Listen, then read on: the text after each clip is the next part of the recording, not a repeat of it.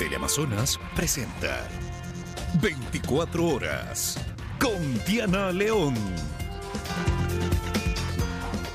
Aquí empezamos, amigos. Tras el apagón masivo en el país, el gobierno activó un comité de crisis que evaluará a detalle las causas del corte. Según el ministro de Energía, es la segunda vez en 20 años que se presenta este evento.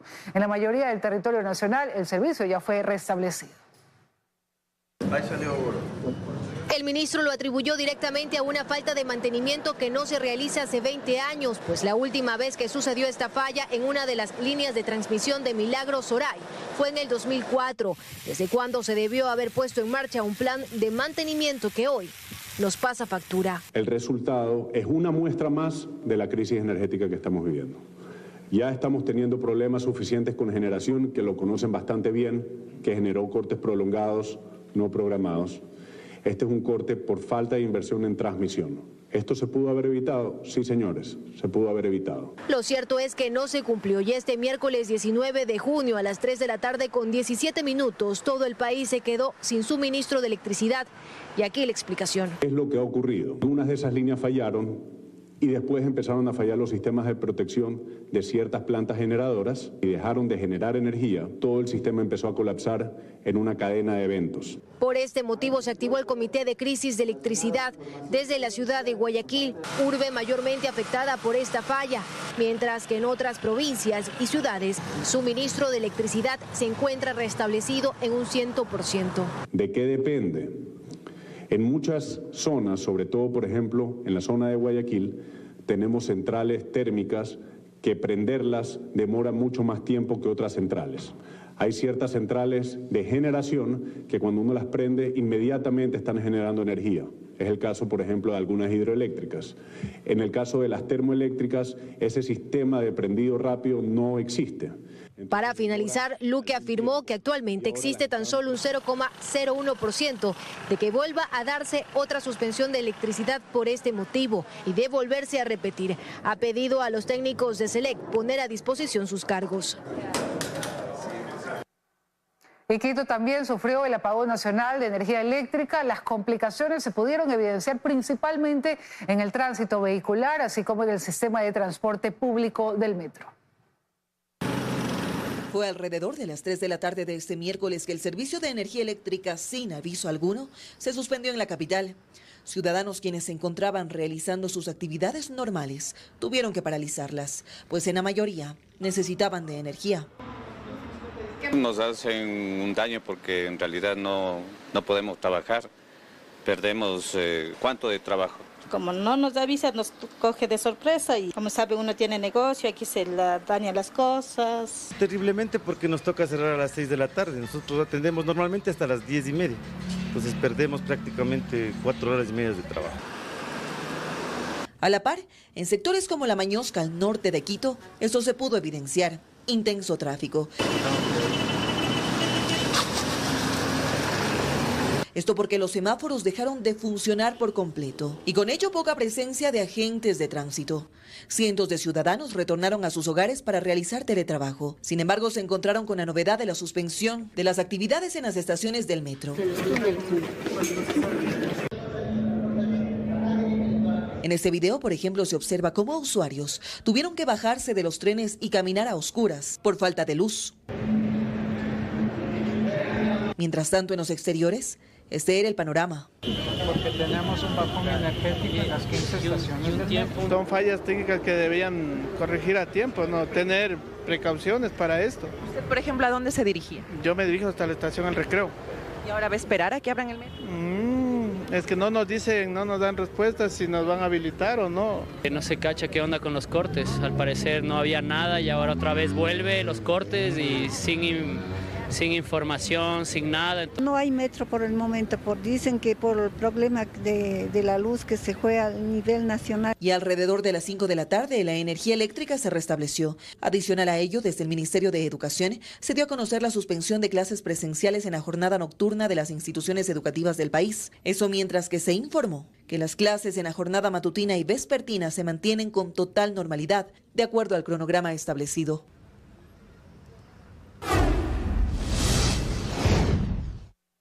Y en Guayaquil aún no se restablece el servicio de energía al 100%. Los locales del casco comercial quedaron completamente apagados y se caotizó el tránsito vehicular. Hacemos contacto con Astrid Singre, quien nos tiene más detalles de cómo se vivió este apagón en la ciudad. Astrid, ¿llegaron ya la luz en algunos sectores de la ciudad? ¿Qué tal? Muy buenas noches, Diana, amigos televidentes. Efectivamente, incluso hay zonas que aún se mantienen oscuras, como por ejemplo donde nos encontramos en el mirador del Cerro del Carmen. A decir del ministro encargado Roberto Luque, Guayaquil en una hora más podrá tener el 70% del abastecimiento total de energía, mientras que a las 10 de la noche recién estará el suministro al 100%. Nosotros hicimos un recorrido por la ciudad desde que se dio la suspensión de electricidad y en el siguiente reportaje les mostramos los detalles de cómo se vivió en la urbe. Un corte que sorprendió a todos. Así se encontraba Guayaquil en horas de la tarde tras el corte de energía eléctrica que ocurrió en todo el país. Un intenso tráfico y las personas intentando llegar como sea a sus domicilios. Algunos motorizados se subían a las veredas para avanzar más rápido, mientras que los vehículos avanzaban poco a poco. El tráfico está colapsado también en todas las vías de los puentes, las vías de acceso rápido, las vías de acceso corto, todo está un total desbarajuste, como se dice. No, ¿cómo no va a estar sorprendido si no hay ni luz? Uno no avanza. Los locales comerciales también se vieron afectados por esta situación.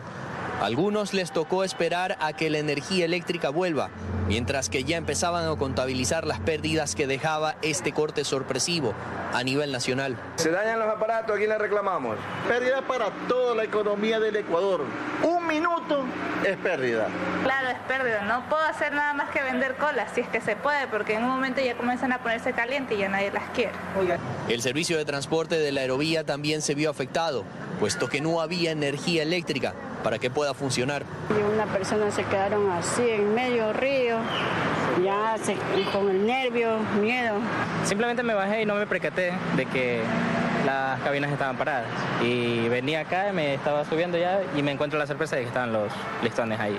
Desde las 18 horas el servicio eléctrico volvió a restablecerse poco a poco en algunos sectores de Guayaquil. Esto ante 3 horas que Guayaquil sufrió un apagón sorpresivo.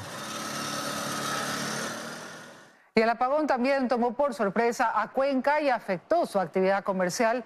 Prácticamente toda la ciudad se paró por cerca de 2 horas. Desde los negocios más pequeños hasta las grandes empresas sufrieron las consecuencias. La falta de fluido eléctrico provocó además que sistemas como el tranvía se suspendan por cerca de 1 hora. Varias de sus unidades se quedaron en media calle. El servicio se restableció pasadas las 16 horas 50 minutos. Y después de que todo el Ecuador sufrió un corte repentino de luz desde las 15 horas, aproximadamente 1 hora después las provincias empezaron a reportar el restablecimiento del servicio eléctrico, entre ellas Napo, Loja, Imbabura, Carchi, Esmeraldas, Santa Elena, Santo Domingo y Morona, Santiago.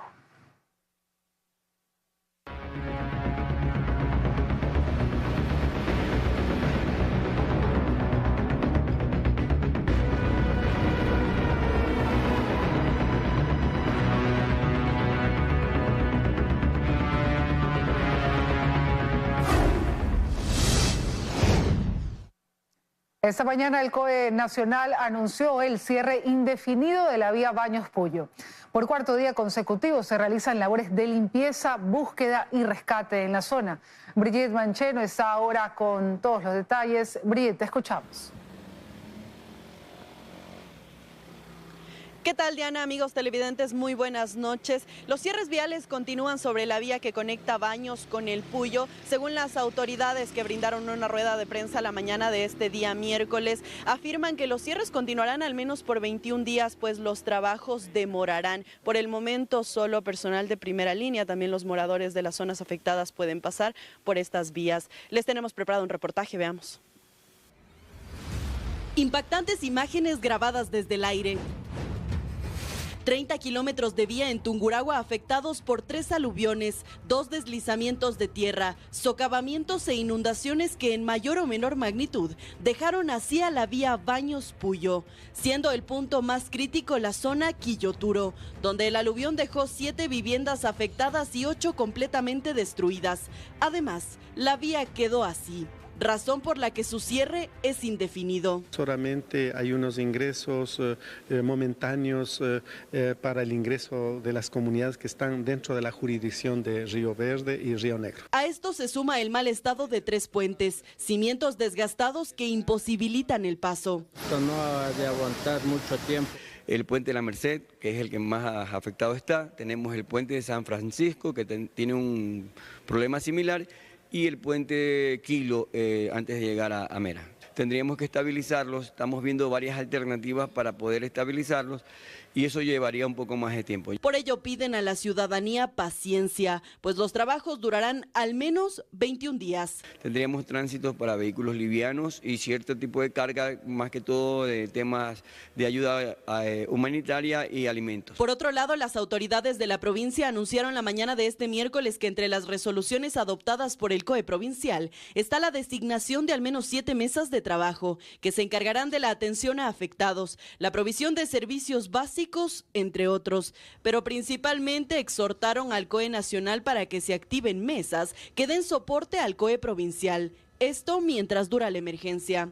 Aunque las cifras varían constantemente, según la Secretaría Nacional de Riesgos, 13 serían las víctimas mortales, 12 heridos y 4 personas desaparecidas.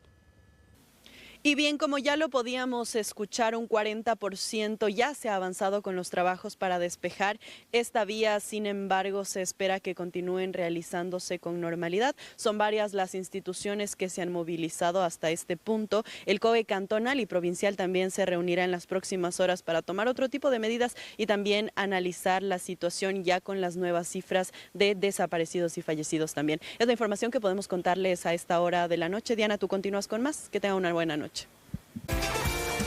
El temporal invernal que azota al país genera estragos también en la producción petrolera. Las intensas lluvias en la zona por la que pasa el oleoducto de crudos pesados, OCP, ha obligado a Petroecuador a entrar en un plan de contingencia y parar la producción para evitar el colapso en el transporte del crudo. En un día la producción cayó por cerca de los 30.000 barriles. Aunque se trata de eventos naturales de impredecibles consecuencias, los efectos de la erosión regresiva del río Coca, en la provincia del Napo, y el lugar por el que atraviesa el oleoducto de crudos pesados, se siente esta vez en la producción petrolera diaria que venía cercana a los 390.000 barriles en los últimos meses. Para David Almeida, de la Asociación de Trabajadores de Empresas de la Energía y Petróleo, este fenómeno tiene grandes y graves consecuencias. Esta erosión, este fenómeno natural está afectando no solo la infraestructura petrolera, sino también la infraestructura vial y eléctrica. Es decir, sí es una materia de preocupación que debería tener el gobierno nacional y sobre la que debería realizarse inversiones importantes para proteger precisamente esta infraestructura estratégica que pasa por esa zona. La caída en la producción del último reporte generó alertas, pero según Almeida, no tiene relación con la capacidad de producción de Petroecuador en sí. La amenaza que se cierne sobre parte del oleoducto es lo que ha obligado a parar la operación de los pozos y almacenar el crudo como parte del plan de contingencia. De una producción que estaba promediando en 2023 por sobre los 395.000 barriles, este martes 18 de junio cayó a los 360.000. Para el consultor petrolero Washington Gallegos, los trabajos en la zona de la erosión estuvieron planificados desde el 2022. Los efectos de este fenómeno se advirtieron con la necesidad de establecer variantes en los oleoductos y poliducto. Hoy la consecuencia parece inevitable. Lamentablemente, que yo sepa, hasta ahora, desde el año 2022, no se ha hecho nada. No lo ha hecho el OCP, no lo ha hecho el SOTE, no lo ha hecho Petroecuador. Y ahí hay una zona muy deleznable, se derrumba fácilmente y esa variante es urgente de realizar. De hecho, debía hacerse soluciones definitivas con trazados y variantes que vayan lejos de la zona erosiva, ¿no? Pero si de producción hablamos, hay otros caminos que apuntan a la optimización de los propios recursos de la estatal, dice el representante de los trabajadores de empresas de petróleo. Lo que hay que ver es no solo cómo se incrementa la producción, sino cómo se incrementa el margen de rentabilidad que se entrega de parte de la producción.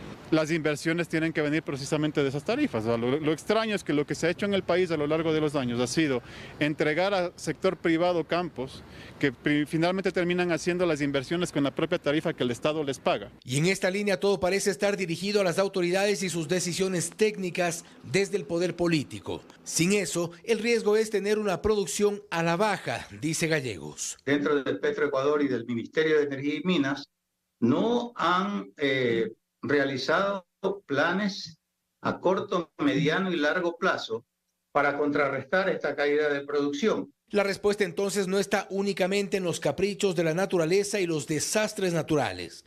La inversión es previsible y necesaria. Es una prioridad. La eliminación de los subsidios a los combustibles genera opiniones divididas en la ciudadanía, mientras que los trabajadores ratifican su movilización en contra de la medida para el próximo 4 de julio. Las gasolinas Extra y Ecopaís costarán $2.72 por galón desde el siguiente mes. Es oficial. Desde el mes de julio, las gasolinas Extra y Ecopaís incrementarán su valor en 26 centavos y costarán $2.72, según lo anunció este martes el gobierno, y la medida ya genera reacciones. En las gasolineras, algunos conductores dicen estar de acuerdo pese al impacto que representará a sus bolsillos. Económicamente nos va a afectar a todos, pero si es que eso es necesario para que el país pueda tener alguna solvencia económica y más que nada evitar el contrabando en las fronteras, sí me parece que está muy bien. Es justo, o sea, la liberación de combustible, siempre y cuando esos recursos sean bien utilizados. Sin embargo, hay otros que no, y creen que el gobierno tenía que haber considerado a otros sectores para la compensación mensual que se entregará a taxis, tricimotos y camionetas. En este caso, los delivery también deberían ser tomados en cuenta. Es un servicio que se da a diario y compensa bastante a los usuarios. Los gremios del transporte y gobierno llegaron a acuerdos para que a los taxis se les reconozca 156 galones mensuales, que equivale a $40.56. A camionetas se reconocerá 145 galones, que es igual a 37,70, y a tricimotos 90 galones, es decir, 23,40, valores que también variarán según el precio del crudo. En este sentido, se ha establecido un mecanismo de protección a los usuarios del transporte de un potencial incremento en tarifa. Además, el gobierno se mantiene en que el total de beneficiarios serían 84.000 y explican por qué. Se verifica si está al día la matrícula, si están al día en las revisiones técnicas vehiculares, si el usuario que aparece como propietario está vivo o no está vivo. Pero a las voces de rechazo se suman los trabajadores e incluso ya se anuncian movilizaciones. Buscan que los ecuatorianos lleguemos a pagar un precio de $4.69. Las organizaciones sociales convocan a una gran jornada de movilización para el 4 de julio en todo el país. El gobierno espera que con la medida se ahorren al año $500 millones, recursos con los que 40.000 nuevas familias recibirán bonos de desarrollo humano. El proyecto de ley de lavado de activos que llegará este jueves al Pleno para segundo debate modifica el mecanismo para nombrar al director de la UAFE. Establece que la Asamblea lo elija de una terna que envíe el Ejecutivo. Además, crea una coordinación para que vigile los movimientos financieros de los funcionarios expuestos políticamente. El informe para segundo debate fue elaborado por la Comisión de Régimen Económico. La presidenta de esa mesa legislativa, Natalie Farinango, explica que se trata de una nueva ley de lavado de activos que deroga la que estaba vigente desde 2016. Esta ley hace un cambio fundamental. Le quita al presidente la potestad de nombrar al director de la UAFE, pues establece que quien esté a la cabeza de la unidad de análisis financiero lo elija la Asamblea de una terna que deberá enviar el Ejecutivo. Un pedido de las otras bancadas que quieren que exista esa institucionalidad de la UAFE y que dure también 2 años. Recordemos que las reformas no solo es que se ha enviado una terna por el Ejecutivo, sino que también dure por lo menos 2 años. La propuesta nació del Partido Social Cristiano, por lo que esperan encontrar en el Pleno el respaldo. Además, esta propuesta de ley crea una coordinación interinstitucional que se encargará de dar seguimiento a los movimientos financieros de funcionarios en altos cargos, cúpula militar y policial, jueces, autoridades e incluso notarios, entre otros. A partir de $10.000 en adelante, que tiene que ser controlado el problema de lavado de activos, tiene que justificarse de dónde provienen los dineros. Esta norma crea también la figura de debida diligencia intensificada, con la que dicho organismo de vigilancia financiera para funcionarios públicos permitirá dar seguimiento a transacciones, sean estas físicas o electrónicas, en el sistema económico nacional e internacional. Yo le ponía de ejemplo las personas expuestas políticamente, las personas que están de elección popular, se van a mirar con lupa cómo hacen estas transacciones dentro del sector financiero. Si reportan algo sospechoso o inusual, la UAFE también estará encargada de reportar estos reportes a la Fiscalía General del Estado. Otro cambio es que toda institución pública estará obligada a crear a la interna una unidad en contra del lavado de activos.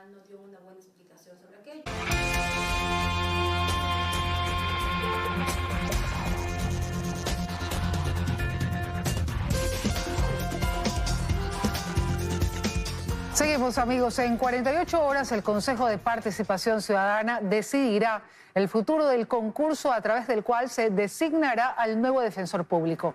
Mientras tanto, una resolución judicial sanciona a los consejeros de mayoría por no acatar el informe de la Comisión Ciudadana de Selección remitido la semana pasada. Nuevamente, la Coordinación de Asesoría Jurídica del Consejo de Participación Ciudadana y Control Social tendrá la responsabilidad de destrabar el concurso para la designación de la primera autoridad de la Defensoría Pública. Luego de una semana en la que el Pleno optó por el silencio, este miércoles los consejeros debatieron el futuro del concurso y tras una acalorada sesión determinaron que serán los abogados del Consejo los que guiarán el camino del controversial proceso de selección. Se trate de alguna manera de salvaguardar nuestra decisión con un informe jurídico que al menos nos dé las luces y las pautas de qué deberíamos hacer con el sinnúmero de irregularidades que se vinieron dando. La moción de la vicepresidenta Michelle Calvache se aprobó a pesar de que a lo largo de la sesión los consejeros optaron por dos corrientes: los de mayoría, que cuestionan la Comisión Ciudadana de Selección y tachan de ilegal su informe final, y los de minoría, que apuntan a una arrogación de funciones tanto de la Comisión Ciudadana como del Pleno. No podemos tapar una ilegalidad con otra ilegalidad. Por mi parte, yo no podría avalar este proceso desde la fase de impugnaciones. En este momento el concurso está viciado y no se ha cumplido conforme dice el reglamento, la ley. Y mientras se está a la espera de que Asesoría Jurídica emita un informe en 48 horas, también corre el plazo otorgado por la jueza de la Unidad Judicial de Quevedo, Jenny Freire, para que los 4 consejeros de mayoría den continuidad al concurso. En caso de no hacerlo hasta este jueves, según advierte, cada uno será sancionado con una multa de medio salario básico unificado por cada día de retraso. Es muy probable que nos empiece a sancionar. Yo voy a hacer las acciones en contra de esta jueza. Llama mucho la atención que otra vez vengan a querer imponernos a las autoridades, en este caso al Pleno, para que tomemos una decisión. Para la mayoría del Consejo de Participación, el virtual ganador es el ex subsecretario de Rehabilitación Social, Ricardo Morales. Esto tras haber descalificado a los 5 mejores puntuados. Por el contrario, para la Comisión Ciudadana de Selección, quien deberá ocupar el cargo es el abogado Jorge Ballesteros, candidato que fue reintegrado al proceso por los comisionados tras desconocer las decisiones del Pleno. La canciller Gabriela Sommerfield se pronunció sobre las declaraciones del presidente en una entrevista para The New Yorker y aseguró que fueron descontextualizadas. Según la funcionaria, el objetivo del artículo fue causar daño. Tras las polémicas declaraciones del presidente Daniel Noboa sobre sus homólogos de Argentina, El Salvador y Colombia, publicadas en el medio estadounidense The New Yorker, la canciller de la República, Gabriela Sommerfield, se pronunció. En una entrevista radial, la funcionaria aseguró que sus declaraciones fueron descontextualizadas con el objetivo de causar daño. Sarcásticamente se habla de toda la gestión que se ha hecho en el Ecuador, de algunos comentarios, ciertos o no. Son citas que sin duda alguna se han sacado de contexto. Sin duda alguna el objetivo del artículo era causar daño. De acuerdo con lo citado por el medio, Noboa considera a Javier Milei como un mandatario ensimismado, a Nayib Bukele como un arrogante que busca enriquecer a su familia y a Gustavo Petro como un snob izquierdista. Según Sommerfeld, el impacto fue tal que este mismo martes se comunicó con estos países para aclarar el tema. El día de ayer en la mañana hemos hablado con la canciller Mondino porque Argentina nos ha extendido ayer en la mañana apoyo con cascos blancos para ayudar en la zona de Baños. Lo importante, como hemos mencionado entre todas, es que mantenemos una excelente relación y comunicación entre cancillerías. John Lee Anderson, el periodista que hizo la publicación, acompañó durante 2 meses al presidente Noboa a varios eventos por invitación del propio gobierno, pero Sommerfeld aseguró que la misma tenía otros fines. Fue para mostrar el respeto del Estado de Derecho y derechos humanos durante el tránsito por esta lucha que tiene el Ecuador. Sin duda alguna tenía un objetivo más allá. La funcionaria enfatizó que todo está resuelto y que incluso con Colombia se organiza la cumbre de presidentes que se realizará el siguiente mes.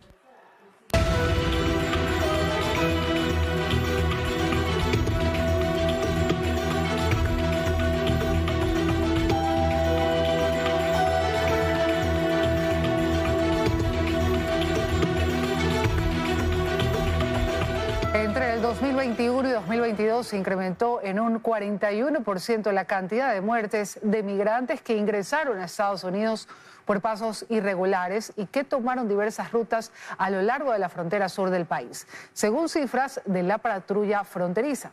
Stephanie Paz recorrió esta zona y nos cuenta más detalles. Así es, nosotros visitamos la zona conocida como el Valle del Río Grande. Solo en ese lugar en el 2022 se reportaron 212 muertes de migrantes, lo que lo convierte en una de las zonas más letales del sur de Texas, según datos de la patrulla fronteriza de Estados Unidos. Sin embargo, en toda la frontera entre México y el país norteamericano, que comprende más de 3.000 kilómetros, los agentes hallaron en ese mismo año 895 cuerpos de migrantes, entre ellos 6 ecuatorianos. Algunos, lamentablemente, si no llevan alguna identificación, son reportados como no identificados y enterrados además en fosas comunes en cementerios como el de Falfurrias. Conozcamos más en el siguiente reportaje.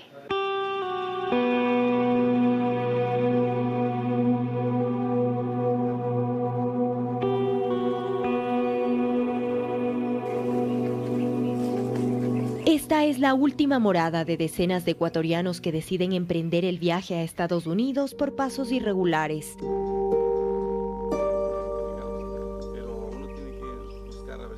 El cementerio de Falfurrias está ubicado en el condado de Brooks, muy cerca de uno de los últimos puntos de control migratorio, pero también en medio de miles y miles de hectáreas de un terreno hostil, de exuberante vegetación y zonas en las que una mala pisada puede significar la muerte. Los que cruzan y que se enterran a estos terrenos son usualmente migrantes que saben que no califican para alguna protección, pero lo que no saben es de que esta zona es la más letal en el sur de Texas. Hay mucha arena. Entonces te cansas muy rápido al estar caminando. Te puede picar una víbora cascabel u otros animales que te pueden atacar. Por ello, aquí se encuentra uno de los cementerios al que son trasladados los cuerpos de aquellos migrantes que no son identificados, de los que únicamente se encuentran sus osamentas o en muchos casos solo parte de ellas. De las 895 muertes registradas por la patrulla fronteriza de Estados Unidos en 2022 a lo largo de la frontera con México, 17 de los fallecidos son menores de edad. Y las 2 principales causas de muerte fueron la exposición ambiental al calor y la falta de agua. No había nadie para despedir ese cuerpo. O sea, fue algo tan triste que nadie supo dónde quedó su hijo, dónde quedó su padre, dónde quedó su madre. Por ello, organizaciones de defensa de derechos humanos trabajan en la colocación de tanques en ciertos puntos de estos terrenos para que los migrantes accedan al líquido vital durante su travesía. Para tratar de que la gente viva. Sin embargo, hay quienes sí logran llegar a Estados Unidos, pero el sufrimiento y las dificultades no terminan ahí. En un siguiente reportaje les contamos los problemas que enfrentan quienes viven en el país norteamericano en condición irregular.